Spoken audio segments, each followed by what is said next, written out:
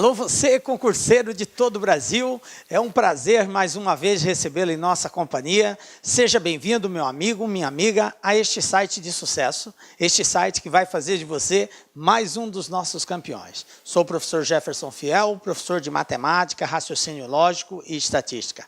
E na aula de hoje, galera, dando continuidade ao nosso curso de raciocínio lógico, nós vamos fazer a parte prática da aula anterior, que foi a parte conceitual sobre silogismo lógico. Mais especificamente, nós trabalhamos os quantificadores, todo, algum e nenhum. E nesta aula, nós vamos pôr em prática esses conhecimentos, esse embasamento teórico que nós tivemos na aula anterior. Por isso, peço para você, se não assistiu à aula de silogismo lógico, dê uma pausa no vídeo, volte, assista essa aula, só depois você vai acompanhar a resolução desses exercícios, que é a aplicação, a parte prática daqueles conceitos trabalhados na aula anterior. Belezinha, galera? Vem comigo, então, para darmos o pontapé inicial aí na aula sobre exercícios de silogismos categóricos, ok? Também algumas bancas trabalham como quantificadores, tá? Então, tem banca que usa o termo quantificador, tem banca que usa o termo silogismos categóricos, ok? Então, vamos pôr em prática aí a utilização desses quantificadores. Então, vamos para o nosso primeiro desafio, galera. Olha só, exercício número 1. Eu esqueci de colocar aqui, me desculpe, mas esse é um exercício da banca CESP, ok? O que nós temos aqui? Se A for a proposição, todos os políticos são honestos, então a proposição cantoneira A estará enunciada corretamente por nenhum político é honesto, isto está certo ou está errado. Beleza. O que nós temos que estar atento na resolução de exercícios envolvendo silogismo categórico? Primeiro, qual é o quantificador utilizado? Então, o quantificador que está sendo utilizado aqui é o quantificador todo. Observem, todos os políticos são honestos. Beleza? Segundo, o que o exercício está propondo com relação a esse quantificador? Porque o exercício pode pedir uma equivalência. O que é uma equivalência, professor? Ele nos dá uma série de alternativas que traduzem com palavras diferentes o mesmo significado, e aí você tem que ver qual dessas alternativas é uma alternativa equivalente ao enunciado dado. O exercício pode dar uma negação daquela proposição que ele apresentou com aquele quantificador, e aí você tem que saber como que se faz a negativa daquele quantificador e verificar a alternativa correta. No caso da banca CESP, a banca ela já te dá a resposta e pede simplesmente para você fazer o julgamento, coisa que não acontece com outras bancas, aí, ESAF, FCC, Sesgan Rio e por aí vai. Ok? Elas já te dão alternativas para você escolher. A CESP não, ela faz uma afirmativa e pede para você julgar se isso está certo ou está errado. Foi o que aconteceu aqui. Ela nos deu o quantificador todo, na frase, todos os políticos são honestos, e aí ele diz, então a proposição cantoneira A, detalhe, esse símbolo aqui, ó, é lido como cantoneira. O que ele representa, professor? Ele representa a negação da proposição. Ok? Então, eu tenho que negar a proposição A. Quem é a proposição A? Se A for a proposição. Então, a proposição A é todos os políticos são honestos. E o exercício está pedindo o quê, galera? Para nós negarmos que todos os políticos são honestos. Então, como que eu vou fazer essa negação? Aí ele diz o seguinte, a negação disso está correto por nenhum político é honesto? Então, esta é a negação do todo. O que você precisa saber para responder bem esta questão? Bom, como faz referência à negação de um quantificador, você tem que estar atento como que se nega um quantificador. E aí nós temos lá os quantificadores. Todo, algum, vamos aqui, aproveitar, eu vou aproveitar essa oportunidade para a gente relembrar aqui o seguinte, ó, uma tela em branco. Nós temos os quantificadores todo, nós temos o quantificador algum e nós temos o quantificador nenhum. E aí, na aula de teoria, nós aprendemos que a negação, que é esse símbolo, ou a cantoneira, um dos dois, ok? Negação do todo, gente. Qual é a negação do todo? Lembram daquela observação? Eu insistentemente repeti várias vezes para que vocês realmente não caíssem nesse erro. A negação do todo não é nenhum. Nenhum não é o termo que nós utilizamos para negar o todo. E é muito comum o aluno achar que isso está correto. Todo, negação nenhum. Não é assim. Está errado. O nenhum não é o termo que se nega o todo. E observem que a Banca CESP propositalmente fez essa provocação, utilizou o termo nenhum. Então, para negar o todo, basta eu usar o termo algum ou pelo menos um. Lembram disso? É assim que eu nego o quantificador todo. Para negar o algum, aí sim eu uso o nenhum. Para negar o nenhum, aí eu uso algum ou pelo menos um, tá? Ou pelo menos um, ok? Então, a negação dos quantificadores acontece dessa forma. Então, repetindo, relembrando aí, o todo é algum ou pelo menos um, o algum é nenhum e o nenhum é algum ou pelo menos um também que se faz a negação. Beleza? Bom, agora que nós relembramos esses conceitos, fica mais fácil para nós respondermos então. Então, repito, nenhum não é a negação do quantificador todo. Então, voltando aqui, como ele está dizendo que nenhum político é honesto, e ele está dizendo que isso é uma negação, isso aqui está errado. Belezinha? Simples assim, basta você estar inteirado da parte conceitual que você consegue resolver com muita tranquilidade. Belezinha? Então vamos para o nosso segundo desafio. Bom, galera, veja bem, eu quero chamar a sua atenção para o seguinte. Nós estamos num momento de aplicação prática de tudo aquilo que nós aprendemos na aula anterior. Então, o que eu vou pedir para você? Assim que eu terminar de fazer a leitura do exercício, você dá uma pausa e tenta resolver o exercício antes de mim. Ok? Dê uma pausa, tenta você encontrar a resposta, você encontrar a solução. Só depois você dá continuidade no vídeo para ver se você acertou, se não acertou. Porque, assim, se você ficar esperando toda vez eu resolver por você, beleza, bacana, se aprende assim também. Mas o legal é você começar a colocar em prática os conceitos que você já tem. Principalmente se você já assistiu a aula anterior. Você vai colocar em prática aquilo que você acha que é e depois você faz o confronto com aquilo que eu vou comentar. E verifica se acertou, se errou por que errou. Então, não importa se você errou. Errou, beleza, galera. O importante é que você entenda o porquê que você errou e qual que seria a forma correta. Belezinha? Então, vem comigo. Olha só. ESAF, Banco ESAF, Receita Federal. Se é verdade que alguns adultos são felizes e que nenhum aluno de matemática é feliz, então é necessariamente verdade que, letra A, algum adulto é aluno de matemática, letra B, nenhum adulto é aluno de matemática, algum adulto não é aluno de matemática, algum aluno de matemática é adulto e nenhum aluno de matemática é adulto. Beleza. Então, esta é a questão.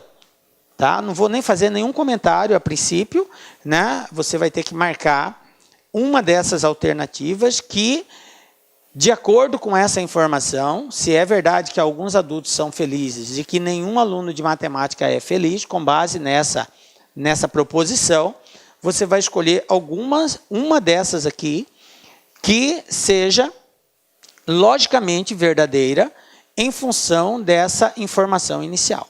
Beleza? É isso que você vai ter que fazer. Algumas dessas informações são mais ou menos corretas e outras são exatamente corretas. Você pode realmente precisar. Então, você tem que saber qual delas é.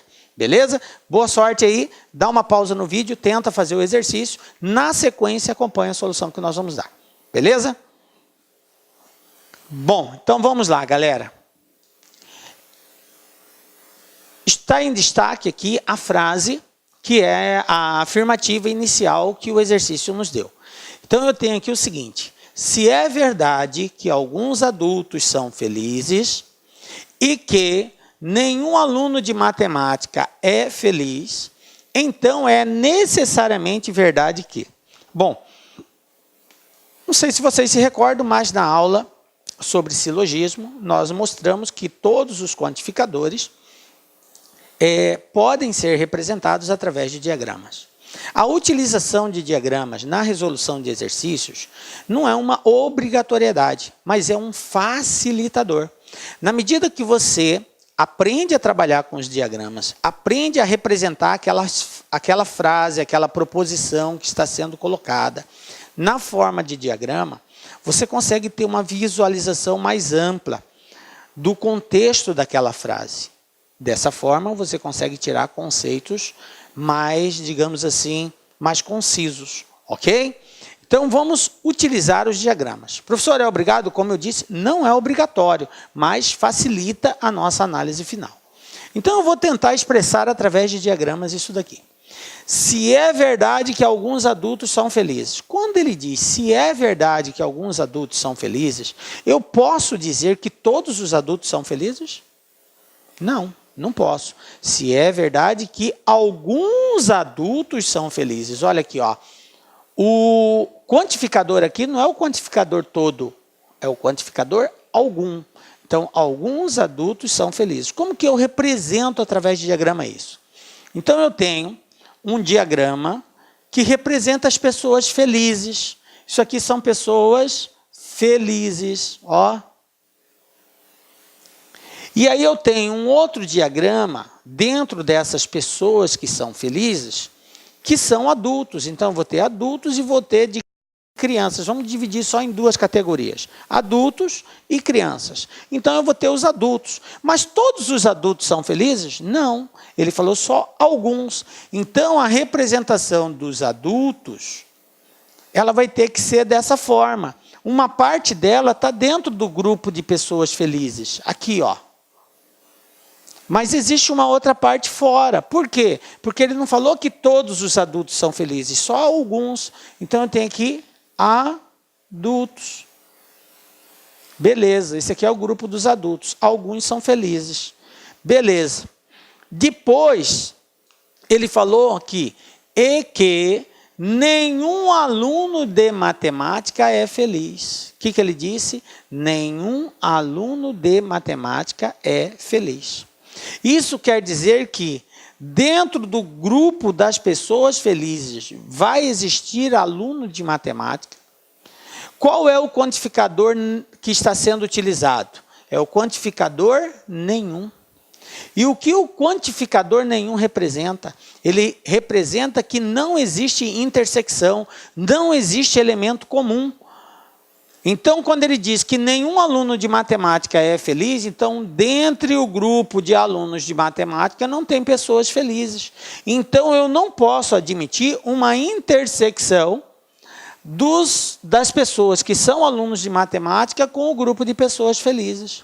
Como que pode aparecer esta representação? Ela poderia estar aqui fora, alunos de matemática, ó, alunos de matemática, poderia estar aqui fora e não ter intersecção com as pessoas felizes e nem ter intersecção com as pessoas adultas, mas ela pode estar aqui também, ó. Ela pode estar aqui também, ó. Alunos de matemática é também um possível local aonde ela pode estar. Aí você perguntaria, professor, por que ali? Porque o exercício, a frase não diz que aluno de matemática não pode ser adulto. Ele não diz. Então, uma coisa a gente tem que aprender na hora de fazer análise lógica. Aquilo que causa dúvida não pode ser considerado uma verdade absoluta. Dentro da lógica, não pode ter dúvida. Então, qual vai ser sempre a alternativa correta? É aquela alternativa que, sem sombra de dúvida, expressa uma verdade. Aquilo que causa dúvida, pode ser isso, mas também pode ser aquilo, então gerou dúvida. Se gerou dúvida, não é uma verdade absoluta. Se não é uma verdade absoluta dentro da lógica, não pode ser admitido como verdadeira essa questão. Não existe mais ou menos certa dentro da lógica. É aquilo que é exatamente indiscutível. Isso aqui é um fato e eu posso contestar isso e posso comprovar. Essa é uma certeza absoluta. Agora, isso ou aquilo pode ou não pode ser. Então, logicamente, não é correto. Então, você tem que estar atento a isso daí. Porque a gente está dizendo isso, que a gente costuma receber e-mails de alunos que chegam e falam para nós, professor, mas essa questão também poderia ser a letra B, ou poderia ser a C, ou a E. Veja bem, aluno, só é verdade absoluta, tá? Aquela questão, aquele item que não causa dúvida, não tem dúvida nenhuma sobre ele. Aquilo ali é admissível, então isso é verdadeiro. Gerou dúvida, descarta, beleza? Então, eu não posso dizer, de acordo com o que está escrito, que não existe aluno de matemática que seja adulto. A única coisa que eu posso dizer é que não existe aluno de matemática que é feliz. Então, não posso representar, através de diagrama, uma intersecção entre alunos de matemática e pessoas felizes. Isso não vai existir, de acordo com o texto. Mas ele pode ser fora e não ser adulto, como ele pode ser, não ser feliz, mas ter pessoas adultas aqui também. De repente, pode até ser todos os adultos, né? Mas eu não posso também dizer que é isso, porque eu não encontro sustentação na frase. Então, vamos julgar agora cada um desses itens de acordo com essa análise. Letra A. Algum adulto é aluno de matemática? Veja bem, nós temos aqui a seguinte situação. Se eu analisar por esse diagrama que eu coloquei aqui, eu posso dizer que algum adulto é aluno de matemática, porque existe aqui, eu criei uma hipótese de intersecção entre alunos de matemática e adultos. Isso é uma hipótese. Mas pode ser também que eu tenha essa outra situação, e aquela não seja verdadeira e essa seja verdadeira. E aí, nesse caso, eu tenho alunos de matemática que não são adultos, todos eles. Professor, mas o senhor não sabe se é assim, mas eu também não sei se é daquele jeito. Isso aqui são situações que podem ser. Então, pode ser assim? Pode. Pode ser assim? Pode também. Então, resta dúvida. Ele admite mais de uma verdade. Então, isso pode ser logicamente verdadeiro? Não. Então, a letra A está descartada. Descartada a letra A. Vamos para a letra B. Nenhum adulto é aluno de matemática pela mesma razão anterior. Eu não posso dizer que nenhum adulto é aluno de matemática. Se eu fosse analisar esse diagrama como verdadeiro, essa letra B encontraria consistência. Ela seria verdadeira, se o diagrama verdadeiro fosse esse, mas eu não tenho certeza. Isso aqui é só uma hipótese. Pode ser assim ou pode ser assim. Então, dizer que nenhum adulto é aluno de matemática não é logicamente verdadeiro, porque essa situação ela pode ser admitida e eu posso ter adulto como aluno de matemática. Então, resta dúvida? Resta. Então, não é uma verdade absoluta. Letra B está descartada. Então, vamos para a letra C. Algum adulto não é aluno de matemática? Quando eu digo algum adulto não é aluno de matemática, eu quero dizer que pelo menos um. Pelo menos um adulto não vai ser aluno de matemática. Agora vamos ver se a gente encontra consistência nessa afirmativa.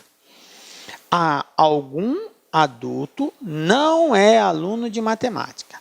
O que eu sei a respeito de adultos? Eu sei que existem adultos que são felizes e que existem adultos que não são felizes. Isso é uma verdade absoluta. O texto me garante isso. alguns adultos são felizes. Se alguns são, é porque existem outros que não são. Então, eu tenho essa situação aqui com relação aos adultos. Beleza. Como ele diz que nenhum aluno de matemática é feliz, isso quer dizer que esse grupo de adultos felizes não pode, em nenhuma hipótese, ser aluno de matemática. Por quê? Porque ele disse que nenhum aluno de matemática é feliz.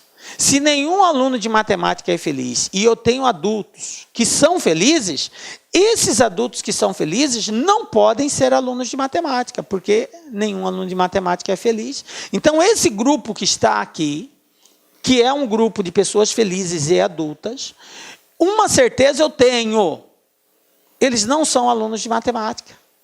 Agora, esses adultos que estão aqui do lado de fora, eles podem ser alunos de matemática. Podem, sem problema nenhum. Essa hipótese é admissível. Eu não posso dizer que não são, porque o texto não me garante. Tá? Mas, como ele diz aqui, algum adulto não é aluno de matemática, e quando eu digo algum, aí vem a essência do significado dessa palavra, e é isso que eu quero trabalhar contigo. Quando o texto diz algum, ele quer dizer pelo menos um. Então, vai existir pelo menos um adulto que não é aluno de matemática? Sim, aquele adulto que é feliz. E quando ele diz que alguns adultos são felizes, é porque eu tenho pelo menos um feliz. E esse cara que é feliz, ele não é aluno de matemática. Então, algum adulto não é aluno de matemática, isso aqui é verdadeiro. Beleza? Nós poderíamos até parar por aqui, que eu já encontrei a resposta correta, não tem mais outra alternativa, senão a questão é cancelada. Mas como a gente está discutindo, e o objetivo nosso aqui é compreender o contexto de cada afirmativa, vamos continuar. Algum aluno de matemática é adulto?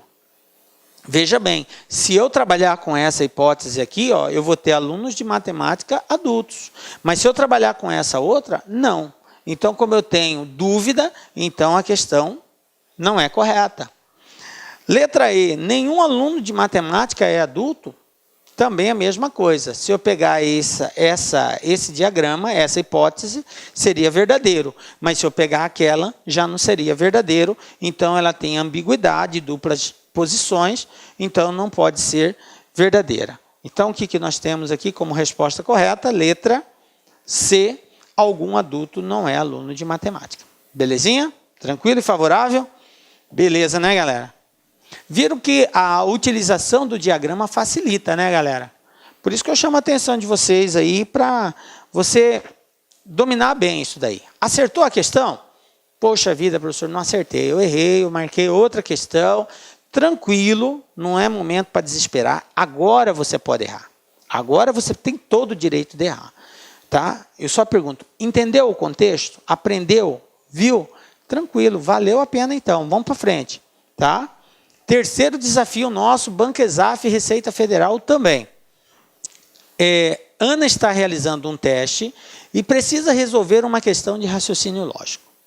No enunciado da questão, é afirmado que todo x1 é y, todo x2, se não for x3, ou é x1 ou é x4.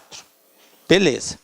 Após, sem sucesso, tentar encontrar a alternativa correta, ela escuta alguém acertadamente afirmar que não há x3 e não há x4 que não seja y. Beleza, então, ó, repetindo. Todo x1 é y, todo x2, se não for x3, ou é x1 ou é x4. E aí ela ouviu falar que não há, ou seja, não existe x3 e não existe x4 que não seja y. Continuando aqui.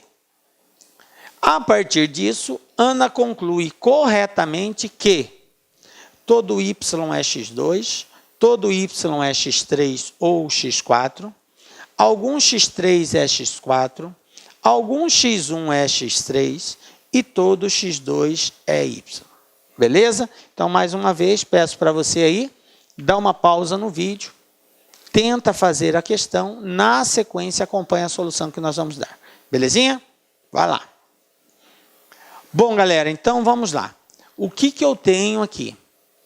Eu tenho representado através de letra, né, Y, X1, X2, X3, um determinado grupo, ok? Esse grupo está fazendo referência a alguma coisa, ele fala só que todo X1 é X2, ele não fala aqui X1 faz referência a Y, também não importa, poderia ser grupo de pessoas, de animais, de objetos, qualquer coisa assim. Mas beleza. Independente da referência que essa letra está fazendo, nós podemos representá-la. Quando ele diz todo x1 é y, o que ele quer dizer com isso? Que x1 está dentro de y. Tudo que for do grupo do x1 é também grupo do y. Beleza. Depois ele diz que todo x2, então quem pertence ao grupo x2, se não for x3, ou seja, se não pertencer ao grupo do x3, vai pertencer ou ao grupo do x1 ou ao grupo do x4. Beleza? Então, quem pertence ao grupo do x2, ou é um grupo que pertence ao grupo do x3, ou é um grupo que pertence ao grupo do x1, ou é um grupo que pertence ao grupo do x4. E aí ele diz que não existe x3 e não existe x4 que não seja y. O que ele quer dizer com isso? Que todos que são do grupo x3, que todos que são do grupo x4 também são do grupo y. Beleza? Bom, então vamos representar isso. Primeiro ele falou que todo x1 é y. Então eu vou desenhar aqui o grupo do y. Isso aqui é o grupo do y. Essa bola maior é o grupo do y. Quando ele me diz que todo x1 é y, então eu sei que x1 está dentro do y. Todo x1 é y. Beleza? Lembra que ele colocou que não há x3 e não há x4 que não seja y. Então, o que ele quis dizer com isso? Que tudo que for x3, que tudo que for x4, também é y. Então, eu tenho aqui dentro, eu tenho um x3 e tenho aqui dentro também um x4. x3 e x4 é obrigatoriamente parte integrante do y na sua totalidade. Porque quando ele diz não... Olá, meus amigos, minhas amigas, sou o professor Luiz Antônio de Carvalho, estou aqui para fazer um convite muito especial para você que acabou de assistir a aula aí, um pedaço de uma aula demonstrativa do nosso professor do Lá Concursos. Nós aqui do Lá Concurso preparamos um super curso online, ponto a ponto do digital e super atualizado para o concurso da PM de São Paulo 2017, com um investimento com o melhor custo-benefício da internet, apenas 10 parcelas de R$ 25,00, você vai ter o nosso curso completo, são mais de 210 videoaulas exclusivas para você, com professores top de linha e principalmente com um projeto pedagógico diferenciado chamado de Personal Coach. O projeto pedagógico que faz o aluno ter sucesso no concurso. Por quê? Porque ali vai organizar a vida do concurso. E papo reto com vocês, eu tenho certeza absoluta, se vocês cumprirem todas as nossas orientações pedagógicas, eu tenho certeza que você ficará super competitivo no concurso aí da PM de São Paulo 2017. Bacana? Legal. Ah, já ia esquecendo, você quer um material de apoio aí, o PDF que o professor está utilizando nessa aula? Então é muito simples, vai aqui embaixo, clique aqui embaixo e faça o download gratuitamente desse material de apoio. Tá certo, meus amigos? Um forte abraço e espero vocês aqui no Lá Concursos. Fui, tchau. Clique lá.